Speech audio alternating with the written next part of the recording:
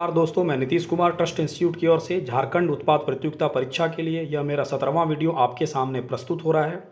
मैं आपसे क्षमा प्रार्थी हूँ।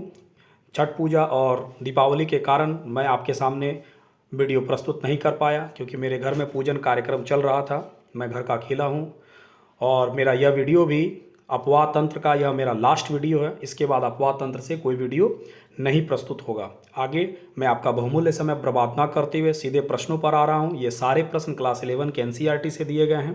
तो अगला पहला क्वेश्चन, मांडवी और जुआरी किस राज्य की दो महत्वपूर्ण नदियां हैं? मांडवी और जुआरी किस राज्य की दो महत्वपूर्ण नदियां? तो इसका आंसर क्या होगा? गोवा, केरल, कर्नाटक या महाराष्ट्र? तो मांडवी और जुआरी किस राज्य की दो महत्वपूर्ण नदियां हैं? गोवा की। ठीक है, एक का ए नंबर, वन का ए नंबर। दूसरा नंबर क्वेश्चन, केरल की सबसे बड़ी नदी कौन है? भरतपुझा, पेरियार, पाम्बा या कालिंदी? तो दो का क्या होगा? ए नंबर, दो का ए, भरतपुझा। केरल की सबसे बड़ी नदी कौन है? भरतपुझा। अगला क्वेश्चन, भरतपुझा नदी किस पहाड़ी से निकलती है? भरतपुझा नदी किस पहाड़ी से निकलती है? अन्नामलाई पहाड़ी, जावदी पहाड़ी, सेवराय पहाड़ी या पालकुंडा श्रेणी? तो इसका आंसर क्या होगा? थ्री का ए नंबर, अन्नामलाई से। अन्नामलाई पहाड़ी से निकलती है, थ्री का ए नंबर। 4 नंबर क्वेश्चन, भरतपुझा नदी किस अन्य नाम से जानी जाती है? पोनानी, काली, गंगावेली या नेत्रवती? तो 4 का आंसर क्या होगा? पोनानी। भरतपुझा का अन्य नाम क्या है? पोनानी नदी, पोनानी। ठीक है, सारे एनसीईआरटी से प्रश्न है। अगला क्वेश्चन 5 नंबर, केरल की कौन सी नदी बेम्बानाथ झील में गिरती है? केरल की कौन सी नदी कौन सा झील में गिरती है? बेम्बानेत। तो ये घुमा के भी क्वेश्चन पूछा जा सकता है कि बेम्बानाथ झील कहाँ पर है? तो केरल में। कौन सी नदी इसमें आकर गिरती है? भरतपुझा, पेरियार, पाम्बा या कालिंदी? तो इसका आंसर क्या होगा? 5 का सी नंबर, पाम्बा। पाम्बा नदी जो है वो बेम्बानाथ झील में आकर गिरती है, 5 का सी नंबर। अगला क्वेश्चन, केरल की दूसरी सबसे बड़ी नदी कौन है? केरल की दूसरी सबसे बड़ी नदी भरतपुझा, पेरियार, पाम्बा या पलार? तो 6 का बी नंबर होगा, पेरियार नदी। 6 का बी नंबर, पेरियार नदी। अगला क्वेश्चन 7 नंबर, लूनी नदी किन धाराओं के मिलने से उत्पन्न होती है? सरस्वती, सागरमती, सतरंजी, भादर, काली, ढाढर, नेत्रवती या तादरी? तो लूनी नदी किन धाराओं के मिलने से उत्पन्न होती है? सरस्वती और सागरमती से, सतरंजी या भादर से, काली या ढाढर से, नेत्रवती या तादरी? तो इसका आंसर क्या होगा? 7 का ए नंबर होगा, 7 का ए नंबर। लूनी नदी जो है सतरंजी और सागरमती से मिलने से बनती है। ठीक है, लूनी नदी कौन दो धाराओं के मिलने से बनती है? सरस्वती और सागरमती। ठीक है, अगला question 8 number,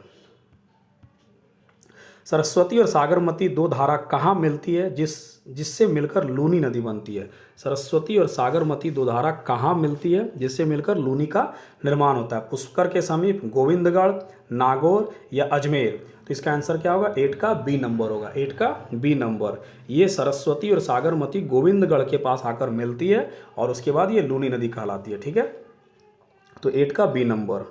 9 number question,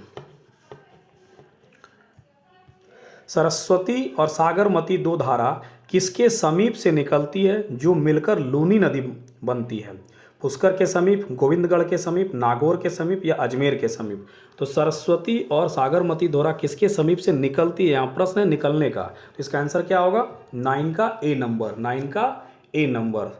Pushkar के समीप से ये दोनों निकलती है और गोविंदगढ़ के पास आकर मिलने के बाद ये लूनी कहलाती है। ठीक है, तो 9 का ए नंबर, पुष्कर के समीप से सरस्वती और सागरमती दो धारा निकलती है और गोविंदगढ़ के पास आकर मिलने के बाद ये लूनी कहलाती है। ठीक है, अगला क्वेश्चन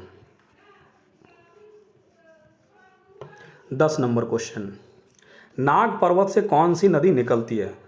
सरस्वती, जवाई, लूनी या सुखड़ी? तो 10 का आंसर क्या होगा? 10 का सी नंबर, लूनी नदी। नाग पर्वत से कौन सी नदी निकलती है? लूनी नदी, 10 का सी नंबर, 10 का सी नंबर। अगला क्वेश्चन,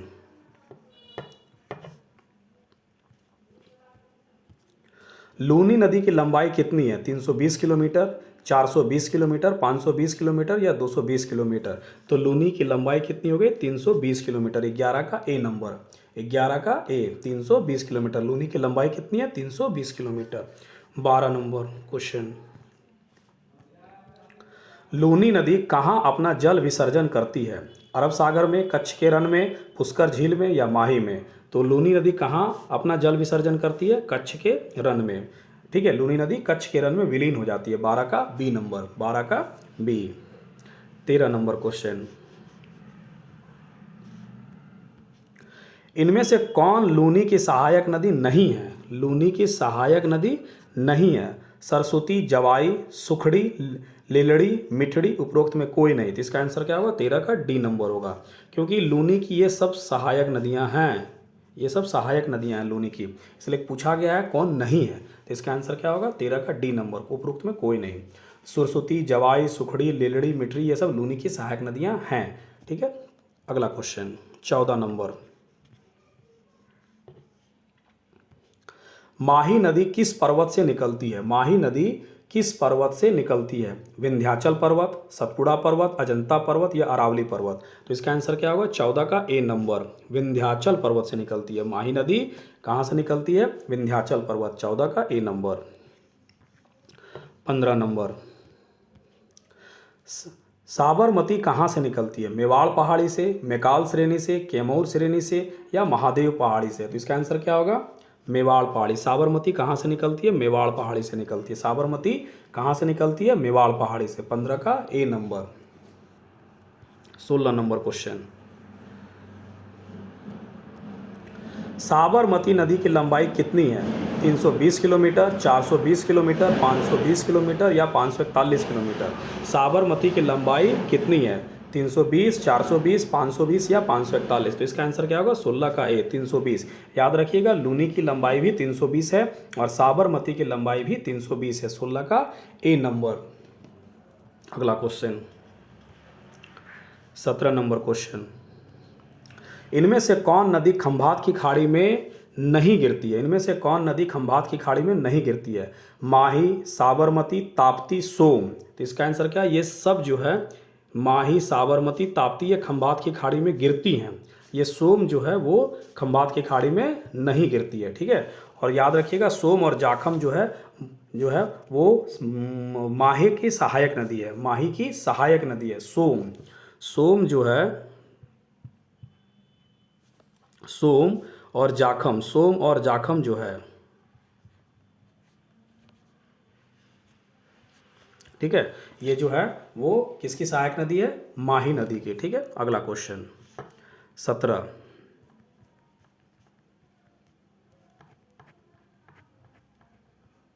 हो चुका है। 18 नंबर क्वेश्चन, मदुरई किस नदी के तट पर बसा है? बेगाई, ताम्रपर्णी, पेन्नार या पलार? तो मदुरई किस नदी के तट पर बसा है? बेगाई नदी। 18 का ए नंबर। 18 का आंसर क्या होगा? ए नंबर। 18 का ए, बेगाई नदी के तट पर। ठीक है, मदुरई जो शहर है वो किस नदी? तमिलनाडु में है। और किस नदी के तट पर? बेगाई नदी। अगला क्वेश्चन, वेगाई नदी कहाँ से निकलती है? वर्षानद पहाड़ी से, पालकोंडा रेंज से, सेवराय हिल से या जावदी हिल से? तो 19 का आंसर क्या होगा? ए नंबर, वर्षानद। वेगाई नदी जो है वर्षानद पहाड़ी से निकलती है। वेगाई नदी कहाँ से निकलती है? वर्षानद पहाड़ी से। अगला क्वेश्चन 20 नंबर क्वेश्चन, वेगाई नदी कहाँ अपना जल विसर्जन करती है? पाक की खाड़ी, मन्नार की खाड़ी, मालाबार तट या उत्तरी सरकार तट? वेगाई नदी जो है वो कहाँ अपना जल विसर्जन करती है? तो 20 का आंसर क्या होगा? ए नंबर। 20 का ए नंबर, पाक की खाड़ी में। वेगाई नदी जो है वो पाक की खाड़ी में अपना जल विसर्जन करती है। वेगाई नदी कहाँ अपना जल विसर्जन करती है? पाक की खाड़ी में। 20 का ए नंबर। अगला क्वेश्चन, पेन्नार नदी कहाँ से निकलती है? पेन्नार नदी कहाँ से निकलती है? नंदीदुर्ग पहाड़ी, नीलगिरी पहाड़ी, अन्नामलाई पहाड़ी या कार्डमम हिल? ठीक है, तो 21 का आंसर क्या होगा? ए नंबर। पेन्नार नदी नंदीदुर्ग पहाड़ी से निकलती है। पेन्नार नदी कहाँ से निकलती है? नंदीदुर्ग पहाड़ी से। 21 का ए नंबर। और नंदीदुर्ग कहाँ है? कर्नाटक के कोलार जिला में पड़ता है। नंदीदुर्ग पहाड़ी कहाँ पड़ता है? कर्नाटक के कोलार जिला में। अगला क्वेश्चन 22 नंबर, जोग जलप्रपात बनाने वाली नदी शरावती कहाँ से निकलती है? कर्नाटक के शिमोगा जिले से, कर्नाटक के कोलार जिले से, कर्नाटक के धारवाड़ जिले से, या कर्नाटक के रायचूर जिले से? तो 22 का आंसर क्या होगा? ए नंबर होगा। 22 का कर्नाटक के शिमोगा जिले से निकलती है। जोग जलप्रपात बनाने वाली शरावती नदी जो है वो कहाँ से निकलती है? कर्नाटक के शिमोगा जिले से। अगला क्वेश्चन 23 नंबर, कश्मीर घाटी में कौन सी नदी युवावस्था में बहती है और नदीय स्थल रूप के विकास में प्रौढ़ावस्था में निर्मित होने वाली विशिष्ट आकृति विसर्प का निर्माण करती है? तो इसका आंसर क्या होगा? 23 का झेलम, व्यास, रावी या चिनाब? तो 23 का आंसर क्या होगा? झेलम नदी। इसका आंसर क्या होगा? झेलम। 23 का ए नंबर, झेलम नदी। ठीक है, याद रखिएगा, युवा अवस्था में जो नदी बनाती है वो गॉर्ज बनाती है, भी आकार की नदी घाटी बनाती है। ठीक है, और प्रौढ़ावस्था में नदी क्या बनाती है? विसर्प बनाती है और ऑक्सबो लैक बनाती है। ठीक है, याद रखिएगा। अगला क्वेश्चन 24 नंबर, इनमें से कौन कृष्णा की सहायक नदी नहीं है? कौन कृष्णा की सहायक नदी नहीं है? पंचगंगा, दूधगंगा, घाट प्रभा, माल प्रभा, भीमा, तुंगभद्रा? उपरोक्त में कोई नहीं। तो इसका आंसर क्या होगा? 24 का डी नंबर, कृष्णा की इनमें से कोई नहीं होगा, क्योंकि ये सब जो है ये सारी नदियां कृष्णा की सहायक नदियां हैं। पंचगंगा, दूधगंगा, घाट प्रभा, माल प्रभा, भीमा और तुंगभद्रा ये सब कृष्णा की सहायक नदियां हैं। अगला क्वेश्चन 25 नंबर क्वेश्चन, कृष्णा नदी कहाँ से निकलती है? कृष्णा नदी कहाँ से निकलती है? महाबलेश्वर के निकट से, ब्रह्मगिरी पहाड़ी से, नासिक जिले के त्रंबक से, या नल्ला मलाई पहाड़ी से? तो 25 का आंसर क्या होगा? ए नंबर होगा। कृष्णा नदी कहाँ से निकलती है? महाबलेश्वर के निकट से निकलती है। कृष्णा नदी कहाँ से निकलती है? महाबलेश्वर, और ये कहाँ पड़ता है? पश्चिमी घाट में। ठीक है, अगला क्वेश्चन 26 नंबर, इनमें से कौन गोदावरी की सहायक नदी नहीं है? वेनगंगा, इंद्रावती, प्राणहिता, मंजरा, वेनगंगा, वर्धा? उपरोक्त में कोई नहीं। तो इसका आंसर क्या होगा? उपरोक्त में कोई नहीं। ये सब जो है ये सब गोदावरी की सहायक नदियां हैं। वेनगंगा, पेनगंगा, इंद्रावती, प्राणहिता, मंजरा ये सब गोदावरी की सहायक नदियां हैं। यहाँ से प्रश्न आते हैं। अगला क्वेश्चन, इनमें से कौन कावेरी की सहायक नदियां नहीं हैं? अमरावती, अर्कावती, हेमावर्ती, सुवर्णवती, लक्ष्मण तीर्थ, भवानी? उपरोक्त में कोई नहीं। तो इसका आंसर क्या होगा? 27 का डी नंबर होगा। उपरोक्त में कोई नहीं, क्योंकि अमरावती, अर्कावती, हेमावर्ती, सुवर्णवती, लक्ष्मण तीर्थ और भवानी ये सब कावेरी की सहायक नदियां हैं। अगला क्वेश्चन 28 नंबर, कावेरी नदी कहाँ से निकलती है? महाबलेश्वर के निकट से, ब्रह्मगिरी पहाड़ी से, नासिक जिले के त्रंबक से, या नल्ला मलाई पहाड़ी से? तो 28 का आंसर क्या होगा? ब्रह्मगिरी पहाड़ी से। कावेरी नदी कहाँ से निकलती है? ब्रह्मगिरी पहाड़ी से। अगला क्वेश्चन 29 नंबर, इनमें से कौन सा मेल गलत है? कौन सा मेल गलत है? गोदावरी की लंबाई 1465 किलोमीटर, कृष्णा की लंबाई 1400 किलोमीटर, कावेरी की लंबाई 805 किलोमीटर, महानदी का 860 किलोमीटर? उपरोक्त में कोई नहीं। तो इसका आंसर क्या होगा? उपरोक्त में कोई नहीं। सारे की लंबाई सही है। ठीक है, सारे की लंबाई जो है वो सही है, इसलिए इनमें से कोई गलत नहीं है। 29 का ए नंबर। 30 नंबर, तवा किसकी सहायक नदी है? तवा किसकी सहायक नदी है? महानदी, नर्मदा, गोदावरी, ताप्ती? तो 30 का आंसर क्या होगा? B number. 30 का बी नंबर, तवा किसकी सहायक नदी है? नर्मदा की है। 30 का बी नंबर। 31 नंबर क्वेश्चन, नदियों द्वारा अपने किनारों पर प्राकृतिक रूप से बनाए गए बांधों को किस नाम से जाना जाता है? नदी के द्वारा अपने किनारों पर प्राकृतिक रूप से बनाए गए बांध को क्या कहा जाता है? ठीक है, या किस नाम से जाना जाता है?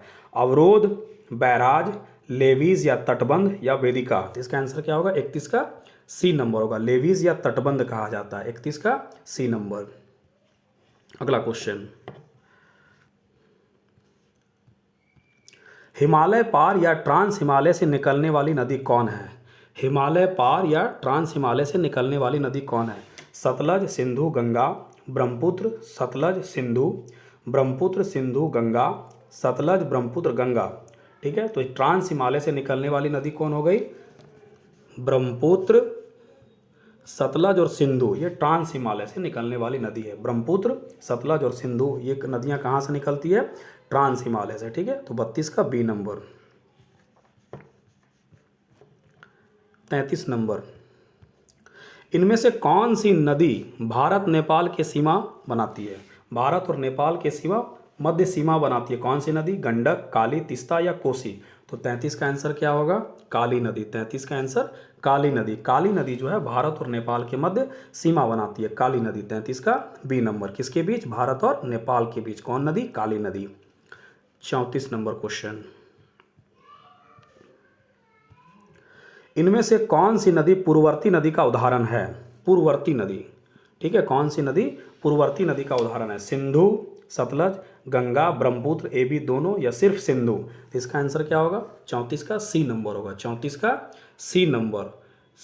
ठीक है, सी नंबर। ए और बी दोनों, मतलब सिंधु, सतलज, गंगा और ब्रह्मपुत्र सभी पूर्ववर्ती नदी है। याद रखिएगा, पूर्ववर्ती नदी वैसी नदियों को कहा जाता है जो ढाल का अनुसरण नहीं करती है। यदि मार्ग में कभी ऊंचा स्थान आ भी जाए तो उन्हें काट कर निकल जाती है। ठीक है, पूर्ववर्ती नदी ढाल का अनुसरण नहीं करती है। मार्ग में यदि कहीं उत्थान भी आ जाए तो वो काट कर निकल जाती है। इस वैसी ही नदियों को पूर्ववर्ती नदी कहा जाता है। तो पूर्ववर्ती नदी में हो गया सिंधु, सतलज, गंगा, ब्रह्मपुत्र। ठीक है, 34 का सी नंबर। 35 नंबर क्वेश्चन, हागरी किसकी सहायक नदी है? हागरी किसकी सहायक नदी है? भीमा, गोदावरी, कृष्णा, तुंगभद्रा? तो इसका आंसर क्या होगा? 35 का डी नंबर। 35 का डी नंबर, तुंगभद्रा। हागरी किसकी सहायक नदी है? तुंगभद्रा। 35 का डी नंबर। ठीक है, अगला question 36 number question,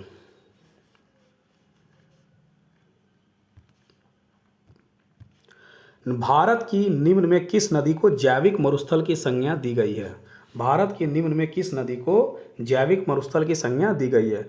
Bhiwani, Bhadar, Damodar या शरावती? तो 36 का आंसर क्या होगा? सी नंबर। दामोदर नदी को जैविक मरुस्थल की संज्ञा दी गई है, मतलब ये काफ़ी प्रदूषित हो चुकी है। तो 36 का आंसर सी नंबर होगा। ठीक है, 36 का सी। 37 नंबर क्वेश्चन, अब ये अपवाह प्रतिरूप से है, पैटर्न, ड्रेनेज पैटर्न पर है कुछ क्वेश्चन। ठीक है, ये यहाँ से ड्रेनेज पैटर्न पर कुछ क्वेश्चन बनाया गया जो 11 के एनसीईआरटी में दिया हुआ है बॉक्स आइटम में। जो अपवाह प्रतिरूप पेड़ की शाखाओं के अनुरूप हो उसे कैसा अपवाह प्रतिरूप कहा जाता है? वृक्षाकार प्रतिरूप, ड्रेंडेटिक पैटर्न, ए बी दोनों या अपकेंद्रीय प्रतिरूप? ठीक है, जैसे मान लीजिए कोई नदी ऐसे बह रहा है तो उसमें ऐसी कोई सहायक नदी ऐसे आके मिल रही है या ऐसे आके मिल रही है, ऐसे आके मिल रही है। ठीक है, तो इस तरह आपको देखने पर ये यदि सेटेलाइट इमेज से दिखेगा तो लगेगा क्या कि एक वृक्ष की शाखाओं की तरह है। तो ठीक है, तो पेड़ की शाखाओं के अनुरूप कौन सा अपवाह प्रतिरूप कहलाता है? वृक्षाकार प्रतिरूप, डेंड्रेटिक पैटर्न, ए बी दोनों या अपकेंद्र? तो इसका आंसर क्या होगा? 37 का सी नंबर। डेंड्रेटिक पैटर्न वृक्षाकार प्रतिरूप का ही अंग्रेजी नाम है। ठीक है, तो 37 का सी नंबर होगा। 38 नंबर क्वेश्चन, 38 नंबर क्वेश्चन। ठीक है, क्या कहता है? जब नदियाँ किसी पर्वत से निकलकर सभी दिशाओं में बहती है तो उसे किस प्रकार का प्रतिरूप कहा जाता है? जब नदियाँ किसी पर्वत से निकलकर सभी दिशाओं में बहती है तो उसे किस प्रकार का प्रतिरूप कहा जाता है? आर्य प्रतिरूप, रेडियल प्रतिरूप, अपकेंद्रीय प्रतिरूप, उपरोक्त में सभी? तो इसका आंसर क्या होगा? इसका आंसर क्या होगा? 38 का डी नंबर होगा, उपरोक्त में सभी। ठीक है, उपरोक्त में सभी। आर्य प्रतिरूप मतलब कि क्या कहता है? किसी पर्वत, मान लीजिए ये ऊंचा पर्वत है और निकलकर सभी दिशाओं में नदी ऐसी बह रही है। ठीक है, ऐसे बह रही है, तो इसको कैसा कहा जाएगा? अपकेंद्रीय प्रतिरूप, केंद्र से बाहर जा रही है। ठीक है, अपकेंद्रीय प्रतिरूप या रेडियल पैटर्न या आर्य प्रतिरूप कहा जाता है। तो 38 का आंसर क्या होगा? डी नंबर होगा। 38 का डी नंबर। 39 नंबर क्वेश्चन, वह अपवाह प्रतिरूप जिसमें नदियां चारों ओर के ऊंचे स्थान से निकलकर मध्य की निची भूमि, झील या आंतरिक सागर में पहुंचती है, क्या कहलाती है? अभिकेंद्रीय प्रतिरूप, सेंट्रीपिटल पैटर्न, ए बी दोनों या जालीनुमा प्रतिरूप? तो इसका आंसर क्या होगा? 39 का सी नंबर होगा। इसमें क्या होता है? कोई नीची भूमि है और नदियां इसमें आकर मिलती है, इस जगह पर आकर चारों ओर से नदियां निकलकर इसमें मिलती है। ठीक है, इसे कैसा कहा जाता है? ठीक है, अभिकेंद्रीय प्रतिरूप या सेंट्रीपिटल पैटर्न कहा जाता है। ठीक है, इसमें इस एक नीची भूमि है और चारों ओर ऊंची भूमि होती है। इधर की जो है चारों ओर ऊंची भूमि है और इधर से नदी आके ऐसे ऐसे आके नदी ऐसे ऐसे मिल रही है इसमें। अगला क्वेश्चन 40 नंबर क्वेश्चन। वह अपवाह प्रतिरूप जिसमें नदियां प्रोढ़ या घर्षित गुंबद पर्वत से निकलकर उसकी परिक्रमा करती हुई प्रवाहित होती है क्या कहलाती है? वलयाकार प्रतिरूप, एनुलर पैटर्न, ए बी दोनों, या समानांतर प्रतिरूप। तो इसका आंसर क्या होगा? 40 का होगा सी नंबर। ठीक है, 40 का सी नंबर होगा, वलयाकार प्रतिरूप या एनुलर। इसमें क्या होता है, क्या कह रहा है, जैसे मान लीजिए नदी यहाँ से निकली और इसके चारों ओर घूम कर ऐसे बह रही है। ठीक है, ऐसे यहाँ से निकली और चारों ओर घूमकर ऐसे ऐसे बह के निकल रही है। ठीक है, तो वही लिखा हुआ अपवाह प्रतिरूप जिसमें नदियाँ प्रौढ़ या घर्षित गुंबद पर्वत से निकलकर उसकी परिक्रमा करती हुई प्रवाहित होती है क्या कहलाती है? वलयाकार प्रतिरूप या एनुलर पैटर्न कहलाए। तो 40 का सी नंबर होगा। 41 नंबर क्वेश्चन। जब मुख्य नदी एक दूसरे के समानांतर बहती हो, जब मुख्य नदी एक दूसरे के समानांतर बहती हो और तथा सहायक नदियाँ उससे समकोण पर आकर मिलती हो तो अपवाह प्रतिरूप क्या, तो ऐसे अपवाह प्रतिरूप को क्या कहा जाता है? जालीनुमा प्रतिरूप, अभिकेंद्र प्रतिरूप, ट्रेलिस पैटर्न, या डी, ए और सी। तो इसका आंसर क्या होगा? 41 का डी नंबर होगा। 41 का डी नंबर। जालीनुमा प्रतिरूप को इंग्लिश में या अंग्रेजी भाषा में ट्रेलिस पैटर्न कहा जाता है। इसमें क्या होता है, ऐसी नदी बह रही है, ऐसी नदी बह रही है, तो इसमें कोई ऐसे आके बह रहा है, कोई ऐसे आके मिल रहा है, तो एक प्रकार का जाली टाइप से बन जा रहा है ऐसे। ठीक है, तो जाली टाइप से बनता है। ठीक है, अगला क्वेश्चन 42 नंबर। तिब्बत और लद्दाख क्षेत्र की नदियां किस प्रकार का अपवाह प्रतिरूप बनाती है? तिब्बत और लद्दाख क्षेत्र की नदियां किस प्रकार का अपवाह प्रतिरूप बनाती है? अभिकेंद्रीय प्रतिरूप, सेंट्रीपिटल पैटर्न, या ए बी दोनों, या जालीनुमा प्रतिरूप। तो 42 का आंसर क्या होगा? सी नंबर होगा। अभिकेंद्रीय प्रतिरूप और सेंट्रीपिटल ये सब 11 के एनसीईआरटी के फर्स्ट पेज में ही 11 में जो अपवाह तंत्र है वहाँ बॉक्स आइटम में दिया हुआ है। ठीक है, तो ये सब क्या होगा? अभिकेंद्रीय प्रतिरूप और सेंट्रीपिटल दोनों बनाती है। ठीक है, 42 का सी नंबर। 43 number question. उत्तरी मैदान की नदियां साधारणतः कौन सा अपवाह प्रतिरूप बनाती है? वृक्षाकार प्रतिरूप, डेंड्रेटिक पैटर्न, ए बी दोनों, या अपकेंद्रीय प्रतिरूप। तो इसका आंसर क्या होगा? 43 का सी नंबर। वृक्षाकार या डेंड्रेटिक पैटर्न बनाती है। उत्तर भारत की नदियां अधिकांशतः वृक्षाकार प्रतिरूप या डेंड्रेटिक पैटर्न बनाती है। 44 नंबर क्वेश्चन। अमरकंटक, पारसनाथ की पहाड़ी, माउंट आबू से निकलने वाली नदियां किस अपवाह प्रतिरूप का अच्छा उदाहरण प्रस्तुत करती है? अमरकंटक, पारसनाथ पहाड़ी, माउंट आबू से निकलने वाली नदियां किस अपवाह प्रतिरूप का अच्छा उदाहरण प्रस्तुत करती है? आर्य प्रतिरूप, रेडियल पैटर्न, अपकेंद्रीय प्रतिरूप, उपरोक्त में सभी। तो 44 का डी नंबर होगा, उपरोक्त में सभी। अमरकंटक, पारसनाथ पहाड़ी और माउंट आबू से निकलने वाली नदियां किस प्रकार का अपवाह प्रतिरूप का उदाहरण प्रस्तुत करती है? तो इसका आंसर सब होगा। ठीक है, आर्य प्रतिरूप को ही रेडियल पैटर्न कहा जाता है या हिंदी में अपकेंद्रीय पैटर्न कहा जाता है। ठीक है, 44 का D number. 45 number question. Munger की मणिकारी पहाड़ी से, मुंगेर की जो बिहार में पड़ता है, मुंगेर की मणिकारी पहाड़ी से निकलने वाली नदी कौन सा अपवाह प्रतिरूप का अच्छा उदाहरण प्रस्तुत करती है? वलयाकार प्रतिरूप, एनुलर पैटर्न, ए बी दोनों, या समानांतर प्रतिरूप। तो इसका आंसर क्या होगा? सी नंबर होगा। 45 का सी नंबर, वलयाकार या एनुलर पैटर्न। इसमें क्या बताए थे कि एक कोई गुंबदाकार घर्षित पर्वत है, उससे नदी निकलती है और चारों ओर से चक्कर काट के बहती है। ठीक है, तो इस प्रकार की कौन सी नदी है? मुंगेर की मणिकारी से निकलने वाली नदी जो है, ठीक है, शायद इसकी ये नदी है क्यूल नदी। उस नदी का भी नाम मैं बता देता हूँ, उस नदी का नाम है क्यूल नदी। ठीक है, एक जंक्शन भी पड़ता है। अगला क्वेश्चन 46 नंबर। भारत की प्रमुख नदी द्रोणी में जिनका अपवाह क्षेत्र 20,000 वर्ग किलोमीटर से अधिक है, उनमें कितनी नदियों को शामिल किया गया है? 15 नदी, 14 नदी, 10 नदी, या 20 नदी। तो 46 का आंसर क्या होगा? बी नंबर, 14 नदियों को शामिल किया गया है। 14 नदियां हैं जिनका अपवाह द्रोणी जो है वो 20,000 वर्ग किलोमीटर से भी अधिक है। ऐसी नदियों की संख्या 14 है। 47 नंबर क्वेश्चन 11 के एनसीईआरटी में दिया हुआ है।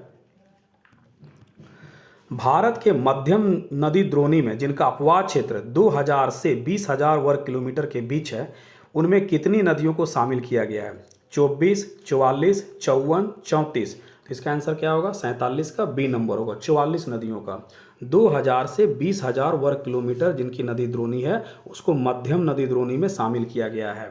ठीक है, और 20,000 से जो अधिक है उसको मुख्य नदी द्रोणी में। तो मुख्य नदी द्रोणी में कितनी नदियाँ हैं? 14। मध्यम नदी द्रोणी में कितनी नदियाँ हैं? 44। तो 47 का आंसर क्या होगा? B number. अगला क्वेश्चन 48 नंबर क्वेश्चन, किसी भी क्षेत्र में सर्वप्रथम कौन सी नदी का उद्भव होता है? अनुवर्ती नदी, कॉन्सिक्वेंट रिवर, परवर्ती नदी, सबसिक्वेंट रिवर, नवानुवर्ती नदी, रिसेक्वेंट रिवर और यह पूर्ववर्ती नदी, एंटीसीडेंट रिवर। ठीक है, तो इसका आंसर क्या होगा? 48 का ए नंबर। 48 का ए नंबर। किसी भी क्षेत्र में सबसे पहले कौन सी नदी उत्पन्न होती है? अनुवर्ती नदी। 49 नंबर क्वेश्चन, मुख्य अनुवर्ती नदी। मुख्य अनुवर्ती नदी समकोण पर मिलने वाली नदियां क्या?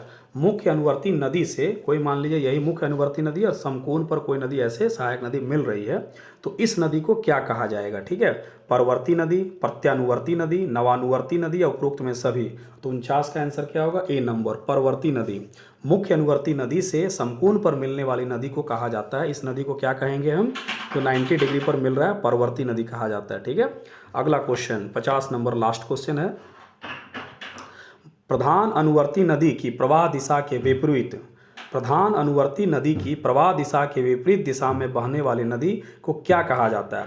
परवर्ती नदी, प्रत्यानुवर्ती नदी, नवानुवर्ती नदी, उपरोक्त में सभी। तो 50 का आंसर क्या होगा? प्रत्यानुवर्ती नदी। ठीक है, कोई यही मुख्य अनुवर्ती नदी है और उसके विपरीत दिशा में कोई नदी यदि बह रही है तो इस नदी को कहा क्या जाएगा? प्रत्यानुवर्ती नदी। 50 का बी नंबर। ठीक है, तो दोस्तों मैं आपसे यह रिक्वेस्ट करता हूं कि मेरे चैनल को सब्सक्राइब करें, लाइक करें, शेयर करें। मैं लगातार आपके सामने अच्छे कंटेंट ला रहा हूं और सारे किताबों से लाया गया है, एनसीईआरटी बुक से लाया गया है और ऐसे एनसीईआरटी की किताबों के अंदर से जो प्रश्न होते हैं वो ज़्यादा पूछे जाते हैं। ठीक है, जो डिसाइडिंग फैक्टर होता है। ठीक है, धन्यवाद।